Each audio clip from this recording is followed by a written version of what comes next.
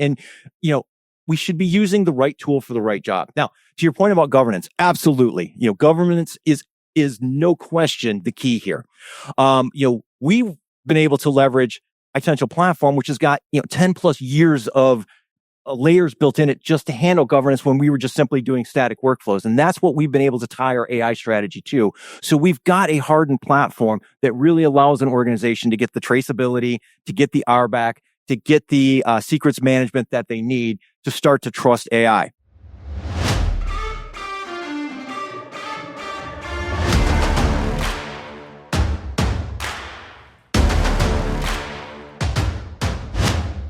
Welcome to another episode of the Cloud Gambit. We are still here in Austin.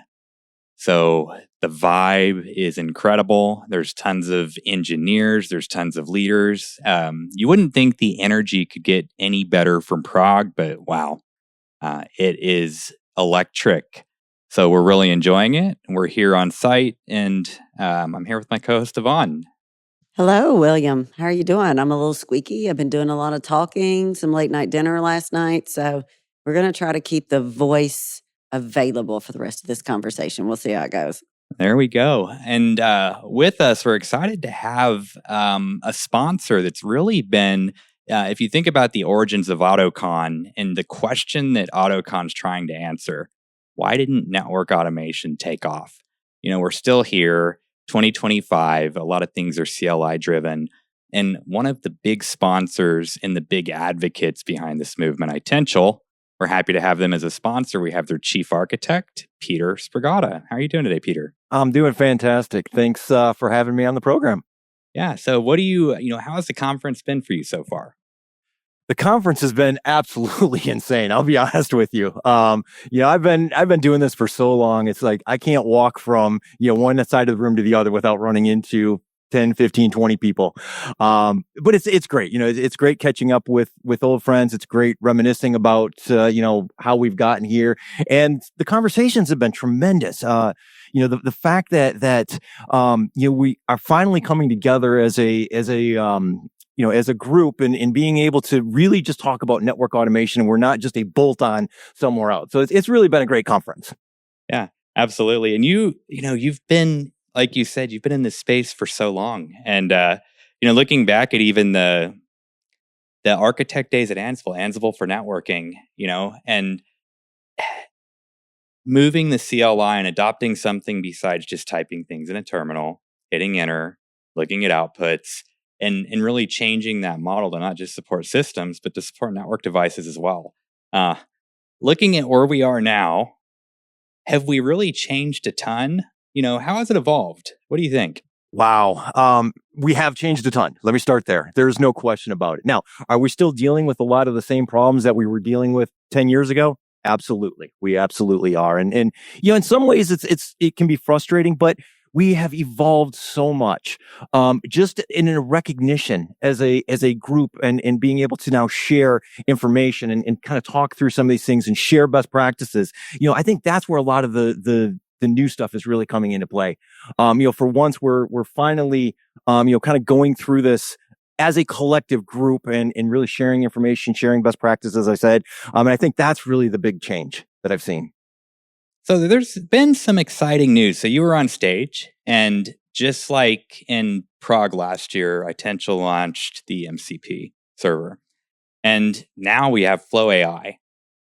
Great announcement, great presentation. So do you want to just unpack just the high level? Like, what was this announcement about, and how is it relevant right now? Yeah, absolutely. So, FlowAI is a culmination of about the last 12 to 15 months worth of work. And as I said in my presentation, I'm a network engineer by trade. That's where I got my start.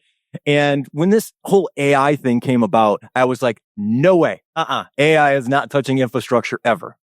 And the more I got comfortable with the technology, the more I really started to see the things that we could start to do with AI as we started to attach it to infrastructure. So as an outcome of that, we built a new framework called the FlowAI framework, which is composed of a number of different products that are going to become part of the Itential platform. And it's really all about how we can start to securely, safely, with governance, with traceability, start to attach AI to infrastructure in a way that's going to allow us to sleep at night. You said governance. Can you talk a little bit more about that? Because I know that folks really get concerned either if they're in a regulated industry or even if they just want to be sure that the AI is not going to, take over their network like some sci-fi movie that we've watched for the last we don't few trust years. network automation that much yet. There's a lot of folks that don't trust network automation. Why would they let AI touch anything? Well, I think it's a great point. I think there's a couple of things here. First and foremost, kind of what I talked about in my presentation is we have to recognize that AI is just a tool. Let's start there.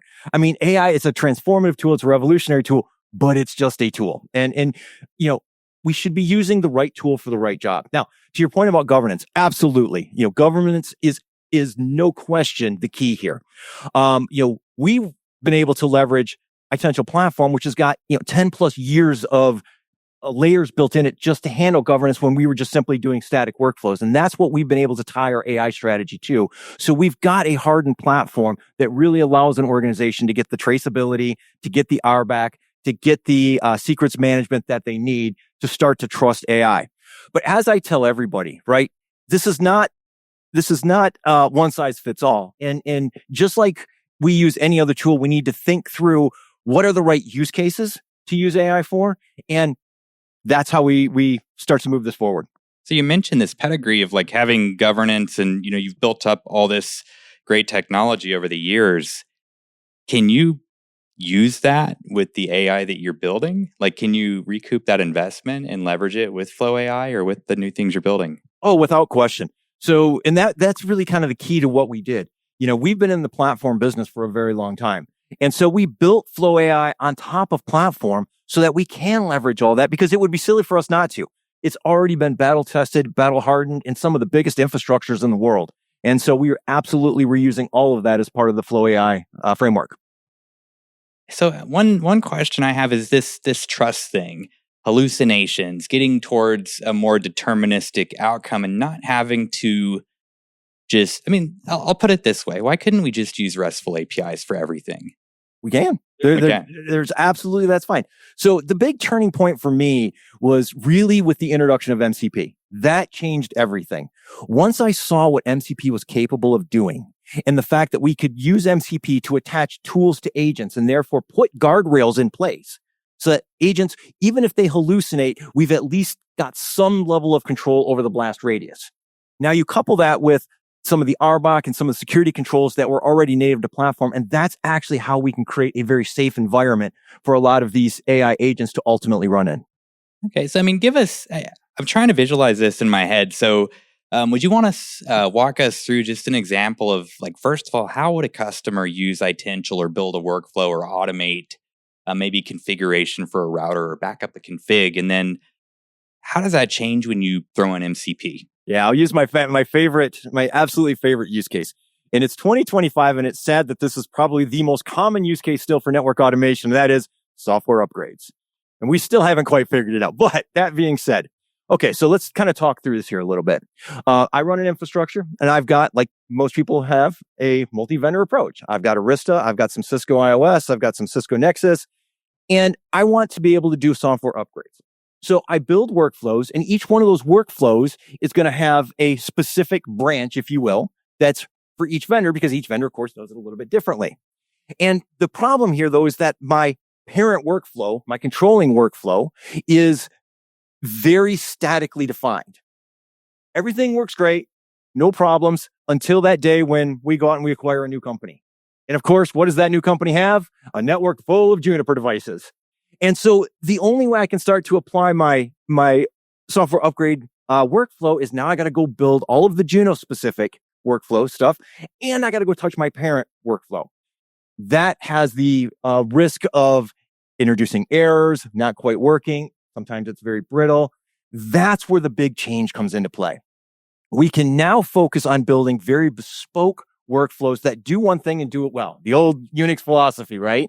I mean, it's time tested way to build out pretty much anything. But anyway, so now instead of having that overarching brittle workflow, now I can let an AI agent start to reason through this a little bit. And so now when I have that new Junos workflow, it can simply understand, oh, that's a Junos device. I know how to deal with this now. And I didn't have to go and change all of my workflows to support that use case.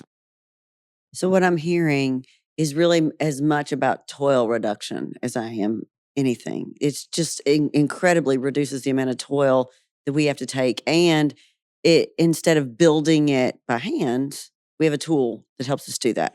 You're exactly right. You're exactly right. And not only is it help in the reduction of toil, but it also is making it safer to use in some cases.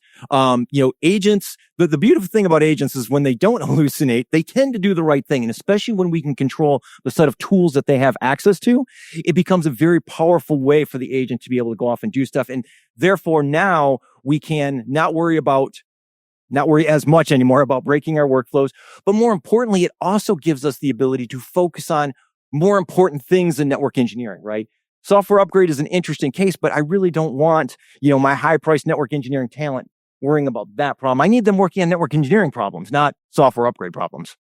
So you launched the MCP server in Prague last year, and it's on GitHub. Anybody can go out and look at it. And one of the things that we were talking about recently is you were kind of going through this, peak stability of Itential's platform. It's stable and it scales. And we all know that you can't have this massive scale. And, when you think about adding intelligence and everything, they're two different things. So I could locally create things on my machine and I could do some really cool stuff. And that's great. But there's difference between connecting to 5 things in Container Lab and then having an enterprise fleet, federated systems, all these things. So one thing that you were telling me is you had actually integrated Tune, a new tool, into the MCP server. So you seem to be balancing this rapid innovation on the MCP side because, everybody that's listening knows this stuff moves fast. It moves really fast. That might be the biggest understatement I've heard in a long time. You're absolutely right. This stuff is moving. I've been doing this for 30 years. I've never seen technology move this fast. And when I say technology move this fast, innovation has always moved fast. But the technology in its push to move it into production is going at just crazy speeds right now. And I find that just fascinating. Especially for an industry as conservative as we are in the networking infrastructure space, it's just amazing to watch how fast this is moving. But yeah, you're absolutely right. All of the pieces that we're putting together, whether it's the open source MCP or the new FlowAI stuff, the ability to add net new feature and functionality has to come and it has to meet the market. And this is the speed the market's working at right now.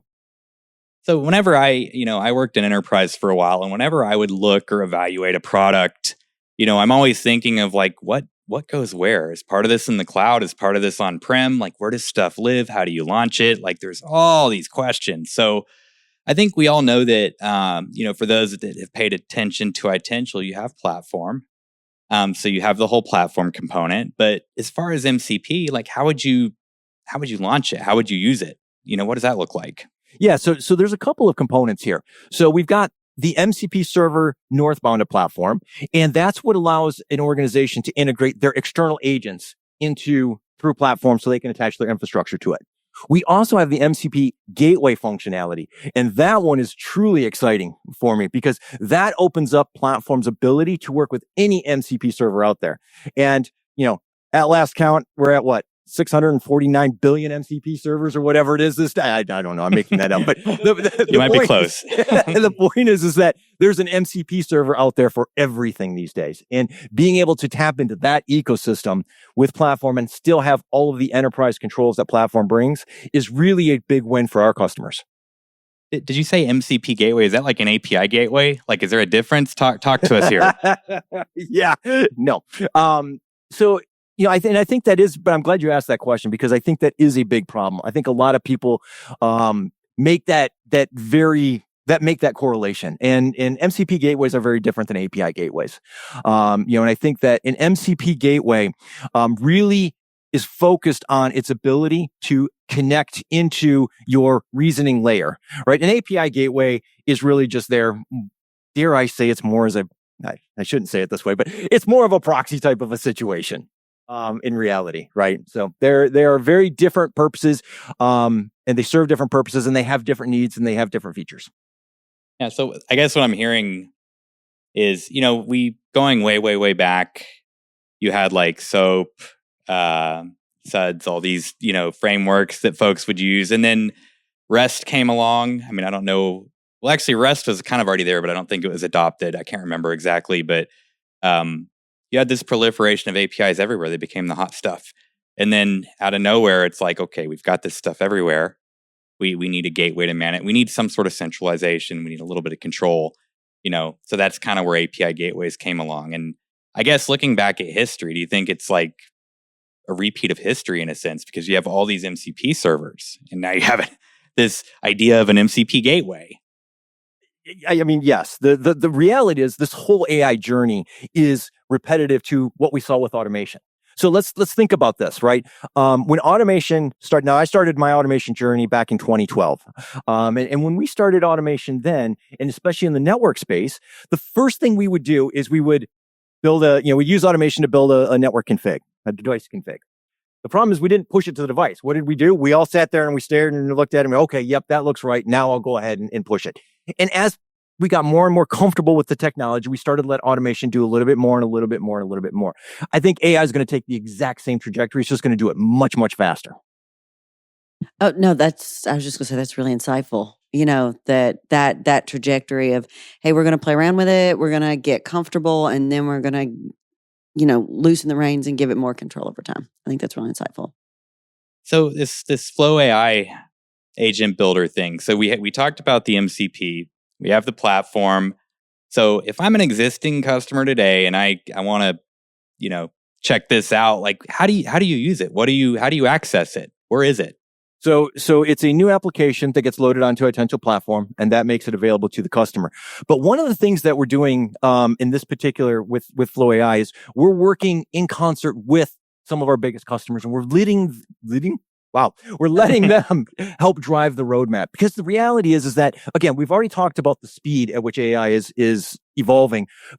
The use cases are evolving just as fast. And it's naive of me to sit here and think that I understand everything that AI is going to be applied to an infrastructure. I don't. And so we're really leaning into with some of our biggest customers and they're helping us to really define how FlowAI will continue to evolve so that we're delivering features that organizations can find benefit from day one. I love that. So, I mean, and basically, instead of taking the approach of, hey, I think we know what we're doing, we're going to build this out, we're going to roll out some product and, push it on customers. You're doing that quick iteration, that feedback loop. You have that feedback loop going, you're taking in that feedback, and it's growing with the way your customers are growing and also the way the industry is growing.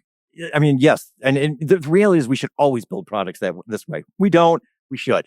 But, I think that what's interesting about AI is so much of the company ethos of any organization is in AI now, right? As they start to use AI.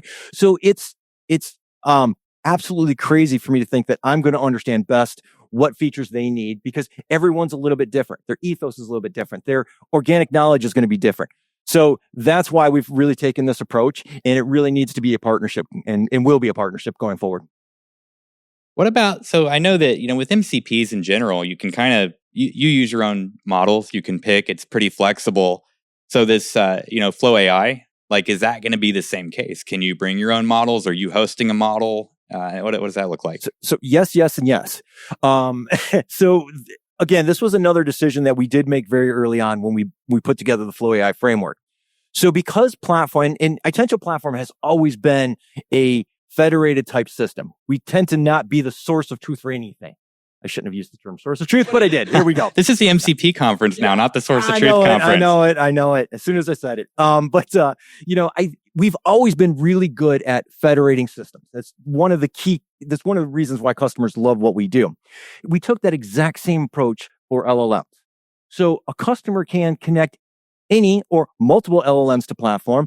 And again, they get all of the security and the control to be able to decide who can do what with which LLMs. So whether it's they're using public services or they've got their private LLM, they can control not only who gets access to it, but what agents get access to it. And therefore, that again, is all about keeping the customer in control.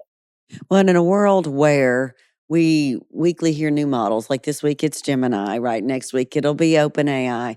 Their models are being delivered so quickly and built. It's really important to have the flexibility in the platform to be able to innovate and grow along with the new models as they're released, I'd imagine. I could not agree more. And what's fascinating to me is, so we spend a lot of time building prompts and context. And what fascinates me is how we can take some of the same prompts and run them through different engines and get wildly different results. So yeah, giving the customer the ability to choose the right model for the job is really a big key to, I think, FlowAI's success. This seems pretty big from just an industry perspective. Like, it seems kind of like ahead of the pack, because if I'm a network engineer and I'm listening to this right now, it's like, oh, I don't want to, I didn't even want to touch automation. I don't want to touch AI.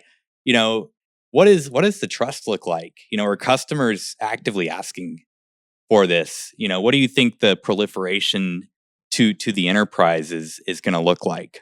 Yeah, I think, each customer's journey is different. We all recognize that. No one's going to take the same path here, the same path. But, we actually have a number of customers today that have invested in building their own agentic layers. It's not true of every customer. And I agree 100% with what you just said. There are going to be those out there that will say, this is not for me. And that's okay. That's all right. I do think, though, that the transformative possibilities, though, with AI, we're only starting to scratch the surface. Because here's the thing. Right now, today, we're doing, and again, this is that same playbook from, excuse the pun, the same playbook from the automation world, right? Is we're starting, AI is going down this path of trying to solve the same use cases over and over and over, right? The same operational use cases. Here's what we haven't started to get into yet, is how do we leverage AI to make troubleshooting a network better and faster? How do we leverage AI in our network design? Right? These are all areas that I think AI can have a very profound effect on really how we as network engineers go about our job. So it doesn't always have to be just about touching the device. Sometimes maybe it's just for troubleshooting purposes. Sometimes maybe it's for doing design. So just different ways we can start to think about using this technology. Well, and I think about, so let's think about the mobile era, right? The first thing we got were these mobile devices.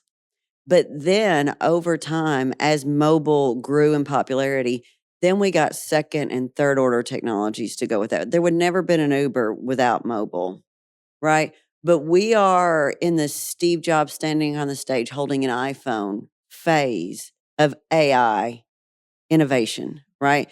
And so there are second and third and fourth order evolutions that are going to happen.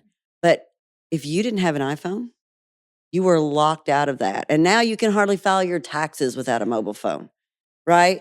And so I believe in the next few years, and it may even be sooner than that, there's going to be tons of capability that you just can't unlock if you're don't have the capability to do that in your environment. Oh, I could not agree more. I think you're absolutely right on that. And again, it goes back to this idea that AI's ability to contextualize and understand what infrastructure is doing and doing at speed that we can't do as humans. I think about something as simple as, and this is something I'm playing with right now in my lab. What happens if I feed the entire OSPF database into my AI model, right? Now, all of a sudden, I can troubleshoot my network a whole lot faster, and AI can immediately tell me where my hotspots are. It can tell me what happened in the case of an outage. It can tell me how to fix it. Ultimately, it can just fix it itself. And then what happens when the model can also understand current running state, right? Oh, From yes. your network, right? Oh, I have very config, true. and now I can understand state. All of a sudden, it can draw some really great conclusions. It really can, and I think that, thinking back to when I was first getting started in my network engineering career, and managing, I had a short stint where I was the customer, and at that time I was part of a network engineering team that ran a global infrastructure, and invariably, and I hope a lot of people can relate to this, but there was always that one or two or three routers, right, that had been running for the last 10 years. No one has any idea why it's there, but they know if they turn it off, everything breaks, right?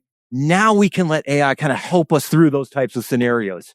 And so that really is, again, another area where it becomes that game changer. And I think you're absolutely right in that journey, in that when we start to leverage this technology, it will get to that point where it's going to be an absolute must. Well, and I just want to shout out, a 15-year uptime on your router is not the flex you think it is. I think it's important that we say that. Agreed.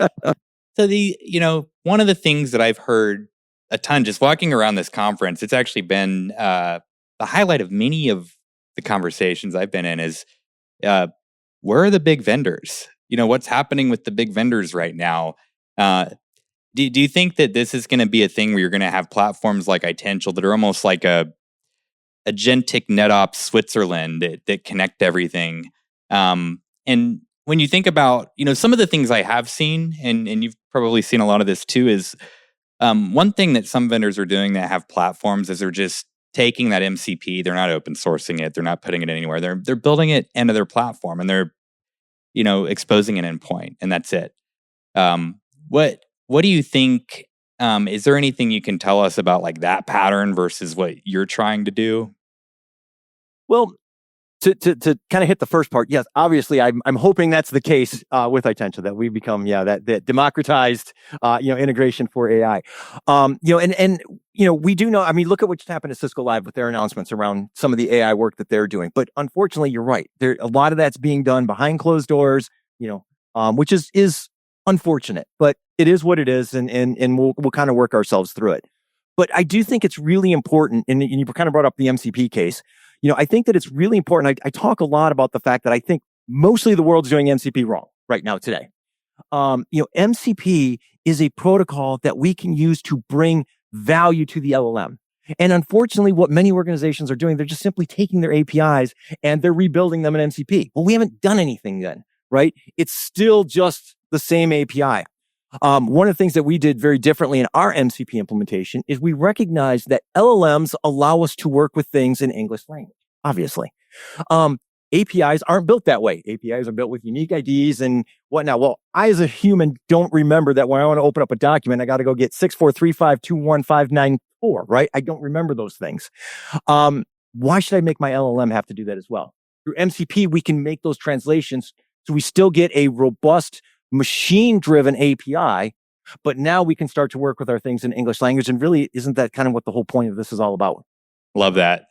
I love that answer. One thing I've just got to ask. So, I mean, if you talk to most network engineers on the street right now, they probably heard about Ansible or what a playbook was because of you. A lot of them know who you are. Like that's how they figured out what Ansible was and that they even wanted to, automate a network. And then one thing that we've learned and why this conference exists is the culture, and there's a stigma to just keep doing things the same way. How did you, as someone that, really brought a lot of innovation to just automation in general, you've been a gigantic part of the community. You've been very giving with your time for many.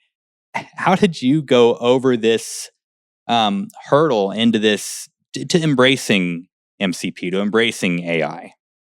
Well, for me, and this was true even for Ansible, it's the same answer. It starts with curiosity, right? It starts with, I'm a technologist first, right? And I'm curious as to different ways we can play with technology. And what I found in the automation case, and what I also believe in the AI/MCP case, is that just start doing stuff. Don't try and make it perfect. Don't worry about, what your end goal is right now. Just play with it. Just like you would play with any other technology. Right. And what happens is then you start to see the patterns start to emerge. You start to see what you can do. And the more that you start to see that, the more you want to do it. And now you get that snowball rolling. It was the exact thing I used to tell network engineers all the time that wanted to start with Ansible. I'm like, if all you ever do is automate putting a description on an interface, that's still automation. But what we found is that once you did that and you realized, hey, this is kind of cool, right? Now that's when the ball gets rolling. And I think that we're going to see the exact same thing here. So one thing I have to ask, and something that has been just so painful with networking in general. So if we think about everything being CLI-driven, and it took so long when we still aren't there for network devices to have, APIs and such, but integrations are so hard between things at a software level. So if you have a network product that needs to integrate with a visibility product, or, all these AI first telemetry products coming to market. Everything you're talking about sounds so good, but does it help with integrations with other vendors, other things, maybe things that you build? What does that look like? Because if you think about, I just know historically, like you could put something in the ear of a vendor and maybe it gets to their roadmap at some point. Maybe it doesn't. Maybe it just gets lost. Maybe you're waiting a year. Maybe you're waiting 5 months. It's just different, and that can be operationally impacting in some circumstances. So there's a couple of things here, when I think about this. First and foremost is this idea that AI is going to blur a lot of lines. And I don't think we know where those lines are going to blur just yet. I think we're going to rapidly move into a world where products aren't quite so rigidly classified. Now, this is just a guess on my part, but the reality is AI is opening up a lot of doors right now. Do we need dedicated observability? Do we need dedicated orchestration? Do we need dedicated source of truth? I don't know. I think that AI can really start to, like I said, tear down some of those barriers. And we were going to start to see hybrid products show up on the market. The other part of that answer, though, and this is the part that saddens me very much, is that here in 2025, the de facto software interface for a network device is still the CLI. Let's be honest. And that part is unfortunate. It is what it is, and we'll continue to work our way through it. I don't think it's going to change anytime soon, but I also think that we have to start to recognize that as network engineers, and this is a personal journey I went on, is that back when I ran networks, my value was not typing out CLI commands.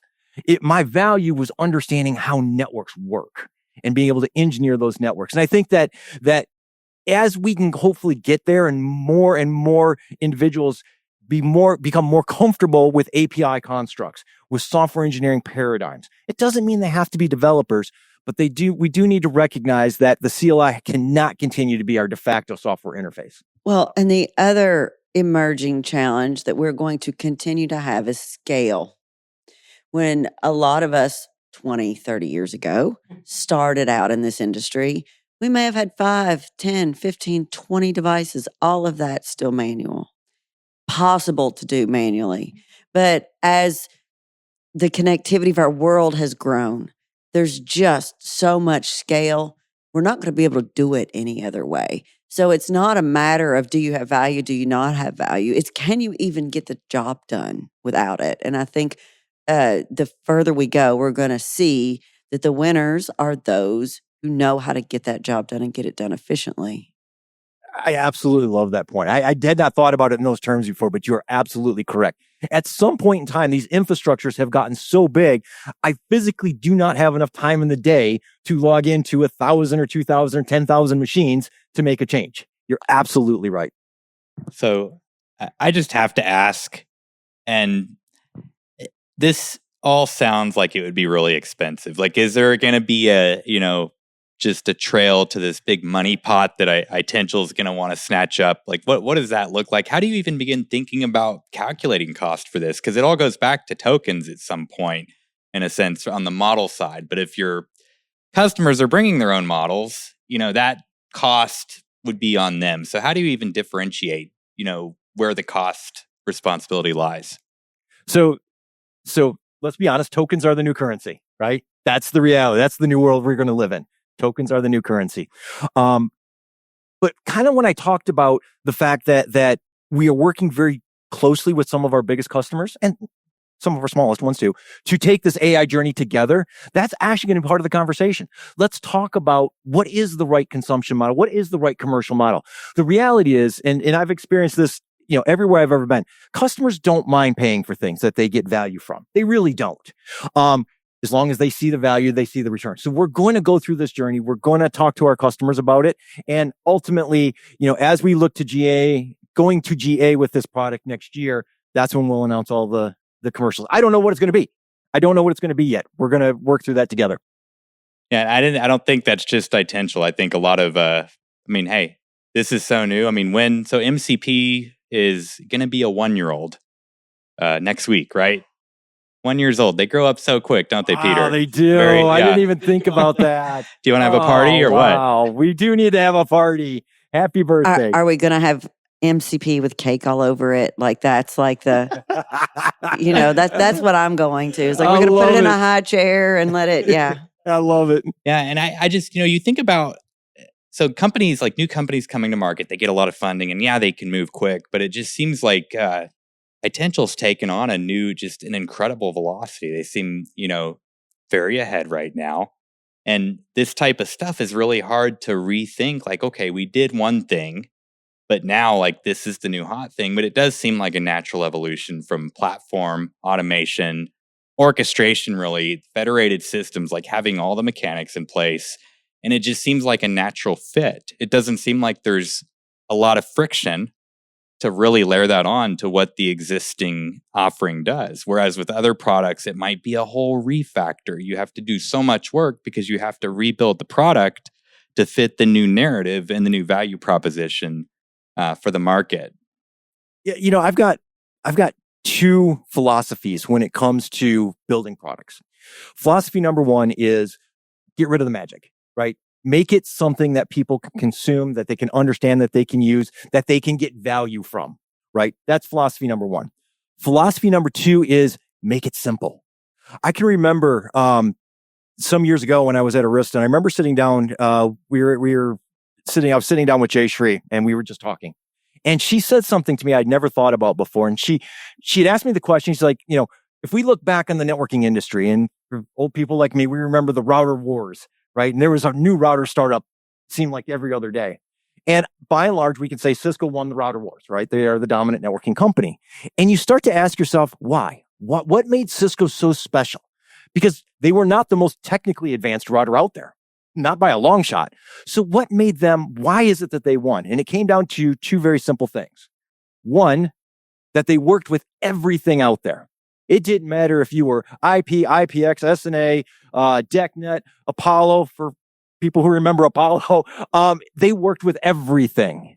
And two, the operational experience was well thought out and it was consistent, right? And that's really what she had surmised is the reason that Cisco was, had won those router wars. I really took that to heart, and I really tried to model a lot of, when I build products and when I build solutions with that kind of mindset. It's got to work with everything. People have to have choice, and it's got to be easy to use. Yeah, I love that. User experience is so key these days, because if I go out and I try to use a product and I have to take a whole business day just to get it set up and start working with it, that's just, it's hard. It's a deal breaker. Now, here's the sad part of my whole commentary here. I still write code every day, and my preferred IDE is still VI. Hey, me too. Hey, that's not bad. It's not a bad thing. I don't know why people hate on VI so much. I don't either. I cut my teeth on VI in college and Vim forever. This is the perfect panel right here. I love it. Perfect. This is Fantastic. great. Absolutely. So thank you for that. So if anybody's curious about like where to learn more, or even if maybe do they want to find you on LinkedIn, or they want to talk to you, they want to ask the chief architect some questions and get in his brain, where can folks find you, and where can they figure out more about what really is FlowAI as updates continue to come out? You can always go to Itential.com/FlowAI to learn more about the product for sure. I love talking with people. I absolutely love it, if you can't tell. So I love it when people reach out to me, and I love to have the conversations. More importantly, I love it when people kind of challenge me and challenge my assumptions, and really kind of, because that's how we get better. That's how we all get better. So you can definitely find me on LinkedIn. I'm active there. You can find me on Twitter and Mastodon. I'm at Private IP. Obviously I'm at all the big conferences. So yeah, absolutely. Reach out. Let's have the conversation, because that's how we all get better. Thank you so much. This has been a blast. Thank you for joining us in this magnificent studio in Austin at AutoCon 4, and enjoy the rest of the conference. Thanks for having me. This has really been a lot of fun. Thank you. All right.